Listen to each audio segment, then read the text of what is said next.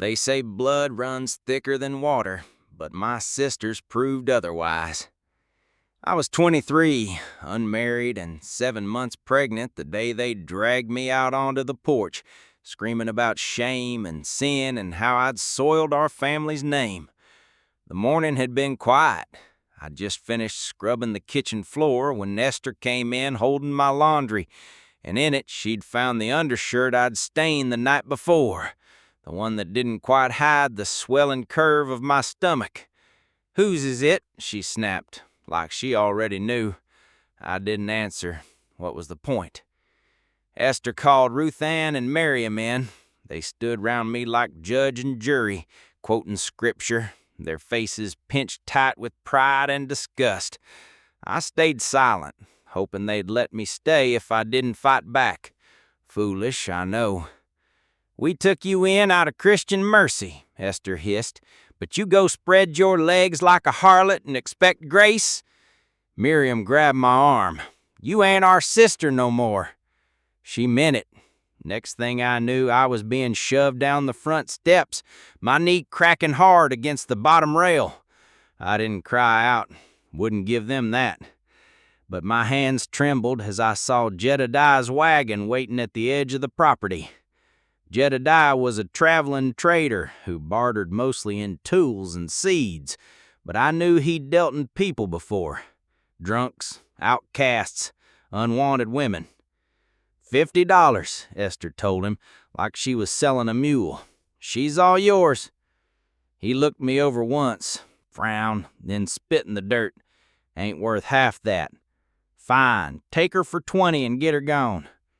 I turned to Ruth Ann, the one who used to brush my hair and sing me to sleep when Mama died. Her eyes flickered, just for a second, then hardened. She looked away. "I'm still your sister," I whispered, but no one answered. Jedediah grunted and motioned to the back of the wagon. I climbed up, swallowing the bile in my throat. There was no use begging. I'd already been erased. As the wheels creaked forward, I looked back one last time. They were already gone inside, the door shut, curtains drawn. I'd been cast out, and not even God himself, it seemed, was coming after me. Jedediah didn't say much on the road. He offered me a piece of jerky at sundown, which I declined, and muttered something about no use sulking now. I sat in the back, knees pulled up, trying not to cry every time the wagon hit a rut. I didn't ask where we were going. I didn't care.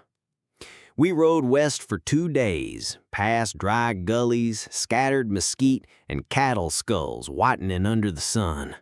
On the third morning, Jedediah slowed the wagon near a split-rail fence that hadn't seen repair in a decade.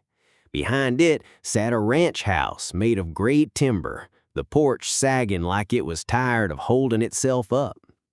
A man stood at the edge of the field, hat low, arms crossed, watching us approach. He looked like he'd been carved from the same dust that coated the land. Jedediah stopped the wagon and waved him over. "Ward Alice," Jed said, nodding toward the man. "This here's the girl I told you about." Ward didn't move at first. Then he walked slowly toward the wagon, boots crunching gravel.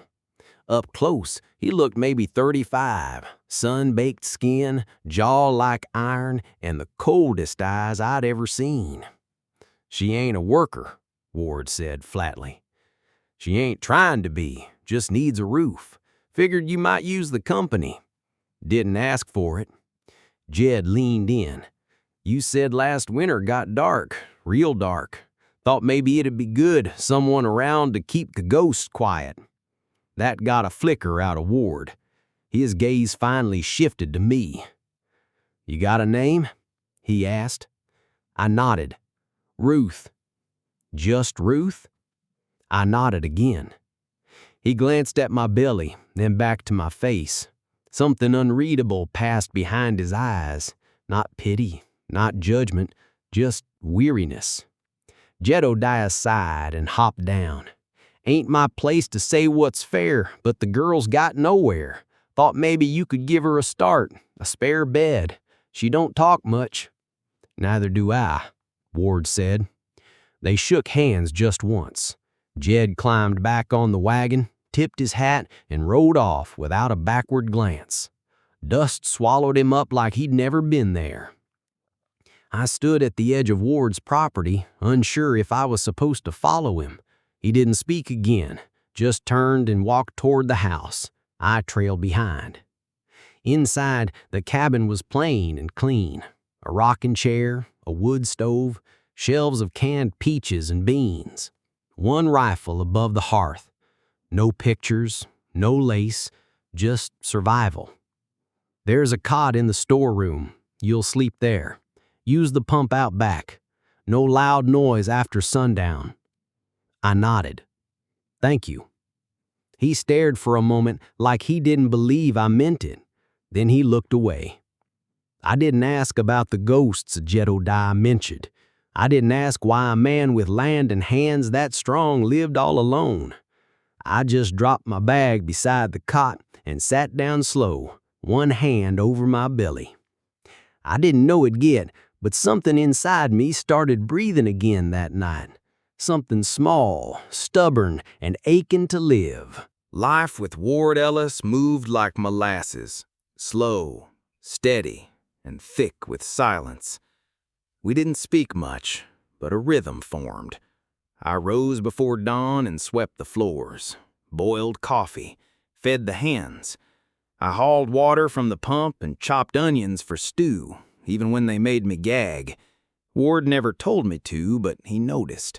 I could tell by the way he'd refill the kindling box without being asked, or the way he left an extra biscuit on the table when he thought I wasn't looking. He worked the land like a man who owed it something. Fence mending, cattle tending, long hours in the heat with no complaint. He spoke to the animals more than he spoke to me. But I noticed things. His right knee buckled when he walked downhill. Old injury, maybe. He never sat in the rocking chair, only stared at it like it owed him pain.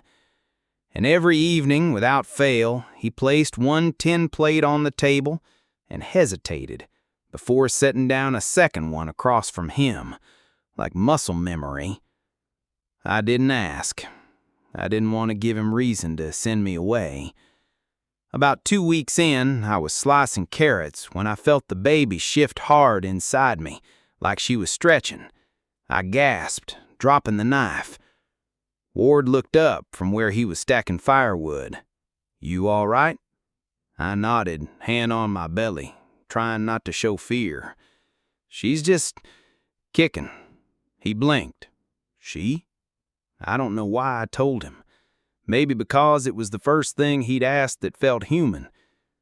"I think so," I whispered. "Feels like a girl." He just nodded once and went back outside. The loneliness hit different out there, not the same as my sister's coldness or the shame they spit like venom. This was a quiet that pressed down, that made me question if I was even real. One night, I woke to the sound of Ward yelling. Not words, just a raw sound, half growl, half grief. I crept to the hallway and found him standing in front of that empty rocking chair, breathing hard, fists clenched, face like he'd seen a ghost and couldn't punch it away. He looked up and froze when he saw me. "Sorry," he muttered. "Dream." I didn't press, just turned back toward my room. But before I shut the door, I heard him say, almost too soft to catch, her name was Clara. The next morning, he handed me a peach from the cellar. Just one, no explanation. We didn't talk about it again.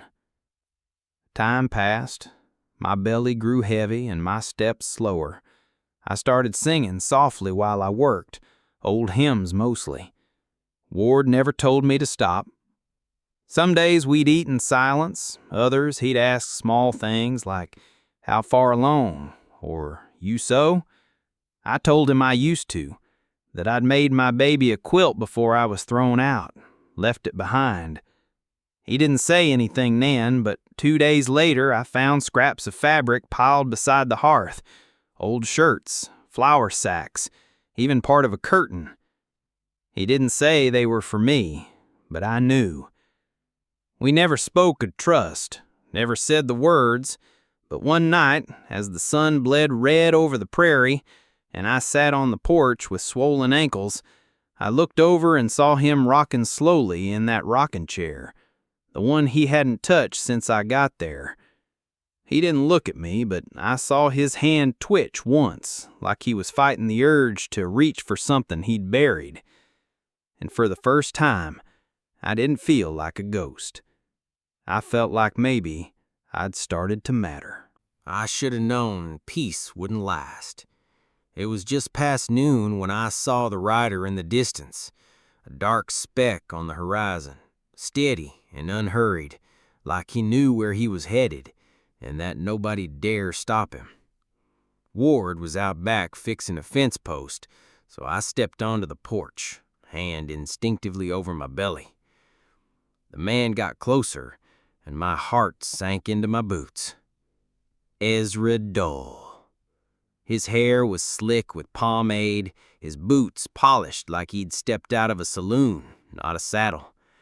He carried a gold-handled revolver on his hip, not because he needed it, but because he liked folks knowing it was there. He used to come calling on my sister Esther, always watching me out the corner of his eye. Now he was here. "Well, if it ain't little Ruth," he said, dismounting with a grin. "Heard you ran off and got yourself in trouble."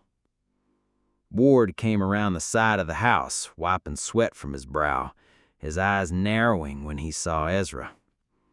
"This your place?" Ezra asked, nodding at Ward. "It is." Ezra turned back to me. "You're a hard girl to track. Had to ask real nice to get your sisters to talk."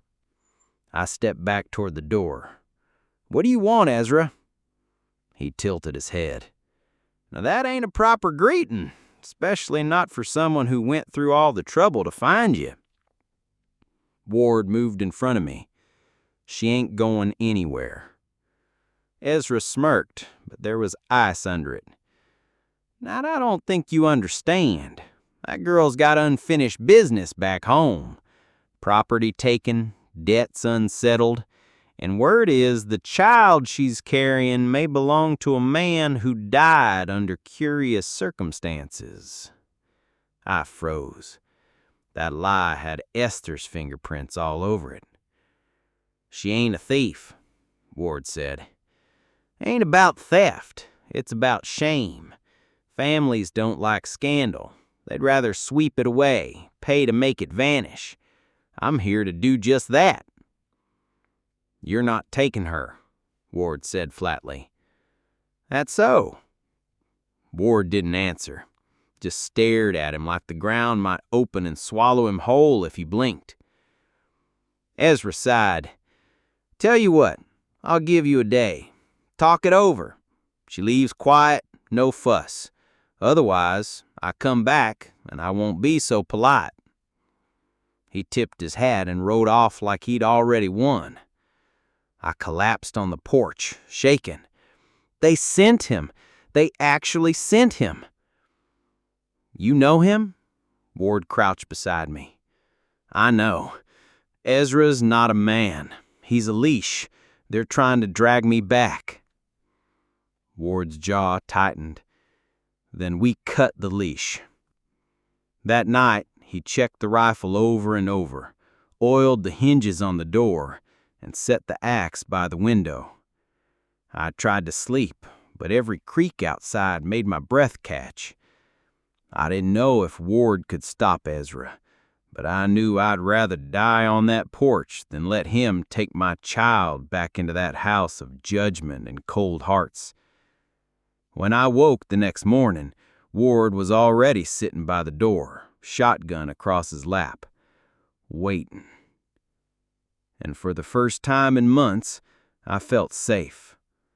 Not because danger wasn't coming, but because someone was finally willing to stand between it and me. Ezra didn't wait the full day.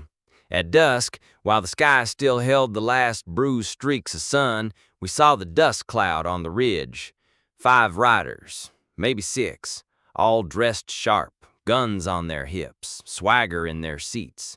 Ezra led them like a man out for a Sunday stroll, not a kidnapping. I stood behind the window, heart hammering against my ribs. My hand shook so badly I nearly dropped the kitchen knife I'd been using to cut potatoes. Ward had moved the table to block the front door. His rifle leaned within arm's reach. The axe was by the window. His face gave away nothing. And then, a knock. Polite, like a gentleman. Ward didn't move. Jedediah's voice came first. "Ward, it's me." I ran to the back door and opened it just enough to see him standing near the barn, arms raised, alone. Ward opened the front door slowly. Jed stepped in, looking more tired than I remembered. Dusty coat, gray stubble, saddlebags slung over one shoulder. "I came to warn you," he said quietly. "Ezra paid some real lowlifes to help him. They ain't just talking now. They're coming to take her, with bullets if they have to." Ward didn't flinch. "Let 'em come." Jed looked at me, then at Ward. "You got a plan?" "I got a house and 2 guns." "And a pregnant woman inside?" Ward looked over at me. "She's tougher than both of us." Jed's eyes lingered on me a moment, something like regret in them. "He didn't know they meant to sell you like stock. Your sisters told me you'd run off with some drifter, said you were sick. They paid me to get you out of town, not trade you." I swallowed hard. "You left me there." "I know. That's why I'm here now." They didn't have time to say more. The front door rattled. "Ellis, don't be foolish. You're sheltering stolen goods. I'll give you one more chance to hand her over." Ward stood and walked to the door, threw it open.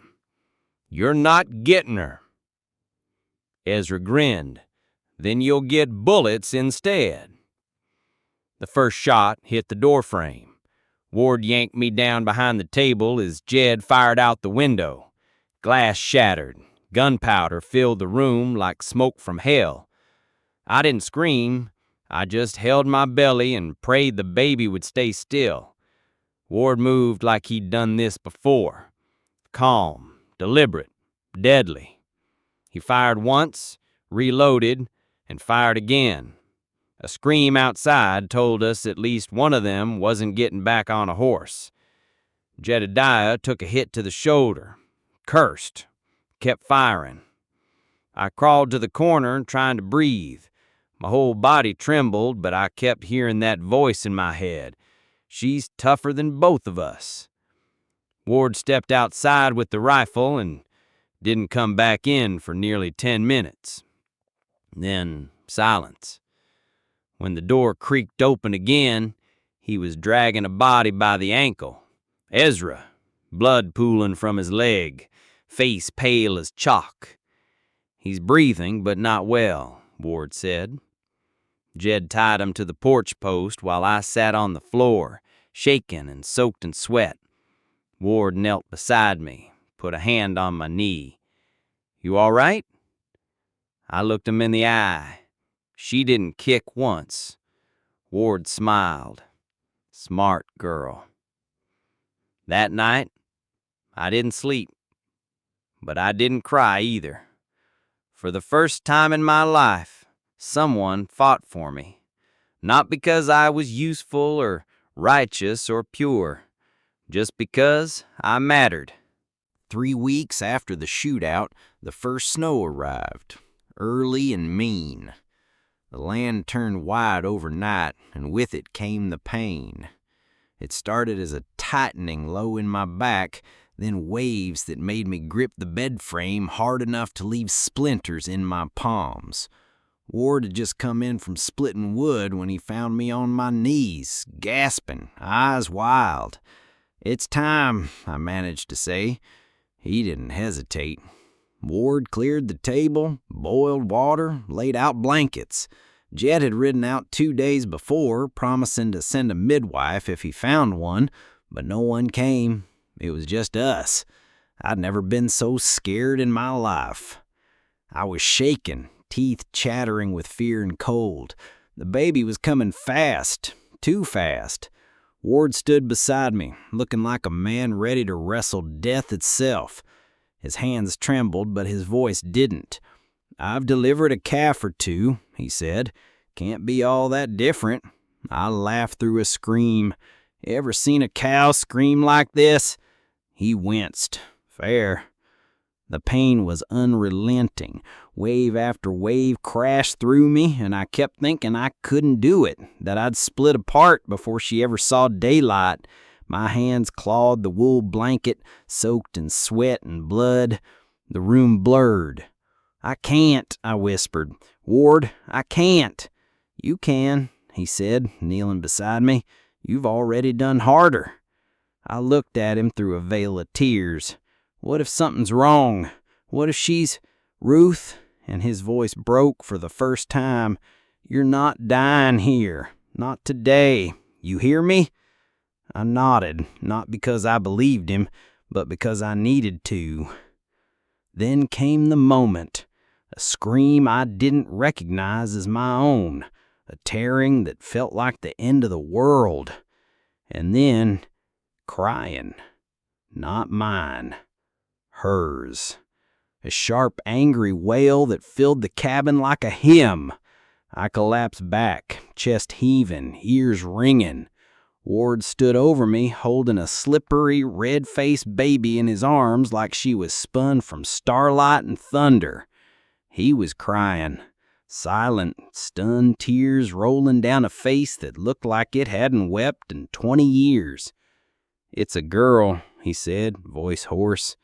"I know," I whispered. "Grace. Her name's Grace." He handed her to me, gentle as breath. I held her against my chest, skin to skin, heart to heart. Grace blinked once, then nestled in like she'd been here forever. Outside, the snow thickened. The world went white and quiet. Inside, life pulsed, small and fierce and loud. That night, I watched Ward build a fire bigger than usual. He sat near us, watching Grace like he couldn't believe she was real. Neither could I. The ache in my body hadn't gone. The ghosts hadn't left. But something had changed. This wasn't exile anymore. This was home. Winter passed in layers. Snow, then thaw, then mud. Grace grew with each one. By spring, she was strong-lunged and curious, fists always clenched like she was ready for a fight. I held her close through long nights, through storms that rattled the roof, through moments where grief still found me in the dark. Ward was different now, softer around the edges, though he still didn't talk more than needed. But I'd catch him watching Grace like she was a miracle he never asked for but got anyway. Once I found him whittling a tiny wooden horse by the fire, rough and lopsided, but made with care. He didn't say it was for her, just left it on the table. Grace loved it. Most days we moved slow. I fed the hands with her bundled on my back, sang while I hung laundry, and wrote in the old journal Ward gave me, a thick leather-bound book with pages that smelled of dust and old air. I filled it with every truth I never got to say aloud, not just about the baby, or Ward, or the day they cast me out, but about me, who I'd been, who I'd lost, who I was trying to become. One warm afternoon, Ward started building something out back. Just boards and rope at first. I watched from the porch, Grace in my lap. He was building a swing. "I saw you draw one in your journal," he said when I asked. I didn't realize he'd read it. I didn't mind. In fact, I was grateful.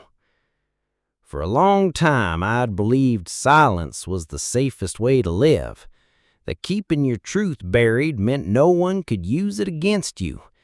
But Ward didn't use mine. He just read my story and stayed. Still, the past tugged.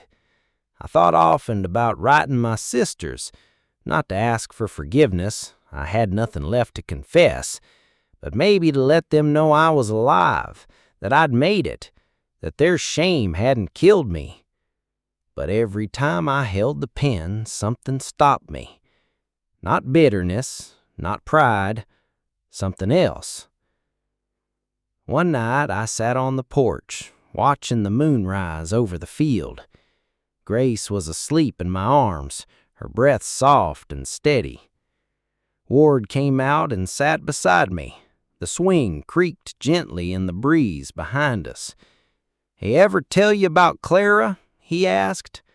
"No," I said, though I already knew it was the name he'd murmured to the rocking chair. "She was my wife. Lost her in childbirth. Lost the baby, too. Whole world went quiet after that." I didn't know what to say, so I didn't. He looked at Grace. "Didn't think I'd survive that silence, but then you came." He wasn't just talking about the baby. I reached out and touched his hand. He didn't pull away. Later that night, I opened the journal to a blank page. I wrote 2 words. "I'm staying." No need to send it anywhere. That was for me. Spring came soft that year. The kind of spring where even the wind felt gentle, where wildflowers pushed up between the fence posts like they had something to prove. Grace had just turned 1, and she'd begun pulling herself up on everything. My skirts, the porch rail, Ward's pant leg, giggling like a child who didn't know the world could be cruel. Maybe, just maybe, it wasn't anymore. Jedediah returned one last time in late April. His arm was stiff from the bullet wound, and his voice was quieter than I remembered. He brought sugar, a bolt of blue fabric, and a letter. "Your sister sent this," he said. I stared at it like it might catch fire in my hand. "You gonna read it?" Ward asked later, after Jed rode off. "I don't need to," I said. "They know I'm alive. That's enough." He didn't press. I took the letter in a drawer I never opened again. Instead, I focused on the small things: mending shirts, planting squash, teaching Grace to say, "Mama." I watched Ward build a pen for the new lamb, saw him let Grace toddle through the grass while he kept a slow, watchful eye on her. One evening, I sat on the porch journaling, Grace asleep inside, when Ward came out with sawdust in his beard and something in his hand. It was a locket. Tarnished silver, the kind you don't buy but inherit. He sat beside me, handed it over. It was Clara's. It'd been sitting in a drawer for too long. I opened it. Inside was a tiny photograph, faded, soft edges, 2 faces. Clara looked like a woman who laughed a lot. The baby, barely visible, had curls like Grace's. "I think she'd want it passed on," Ward said. My throat ached. "You sure?" He nodded. "You gave me a second chance. Least I can do is honor the first." We didn't kiss. We didn't say words like love or family.